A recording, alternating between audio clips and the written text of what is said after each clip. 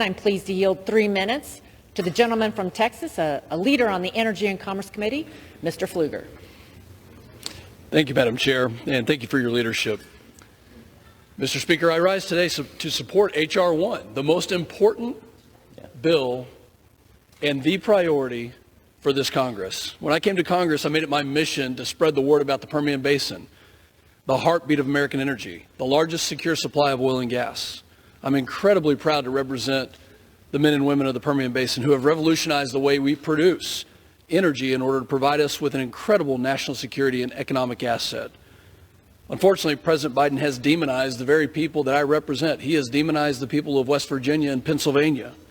From his policies like killing the Keystone XL pipeline and shutting down drilling permitting, but however, begging foreign dictators to produce more oil, his rhetoric, literally promising to end fossil fuels, he has used every tool in the toolkit to build a bureaucracy that is completely obsessed and opposed to killing American energy. His policies have driven energy costs and inflation through the roof. You're going to hear a lot of information, and I'd like to speak directly to the American public today. You're going to hear a lot of misinformation about the Inflation Reduction Act, which did nothing to curb inflation. Energy policies by this administration have increased cost for American families. Americans are being forced to pay 40% more on gasoline since the president took office, 20 to 30% more on their electricity bills.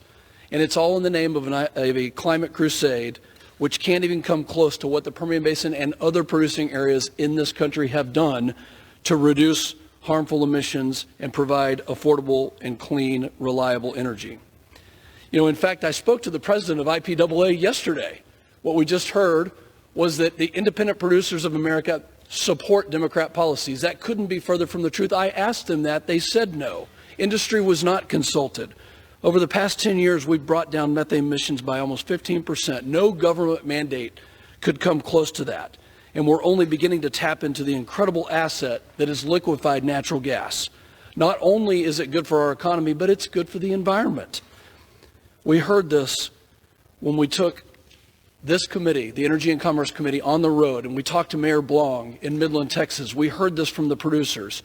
And likely today, we're going to continue to hear about big oil, the big oil boogeyman that doesn't actually exist. The truth is, and I'd like to face my Democrat friends, colleagues on the other side of the aisle, and tell you what the IPAA told us and what they continue to tell us. 90% of our energy is produced by small, independent producers, companies that have 10, 20, 30 employees.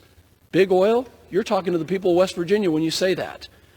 When Democrats in this administration blame big oil, they're talking about my district. H.R. 1, the Lower Energy Cost Act, is a complete rejection of the Biden administration's anti-energy policies that have been aimed at workers throughout this country for 2 years. We're fighting back. We want to produce American-made oil. We want to boost American products in order to reduce inflation. I'm extremely proud to have worked on this legislation that includes my bill to reduce taxes on natural gas. This is just the beginning, and House Republicans are going to follow through on our commitment to the American public, on our commitment to American families. Yield the gentleman 30 more seconds.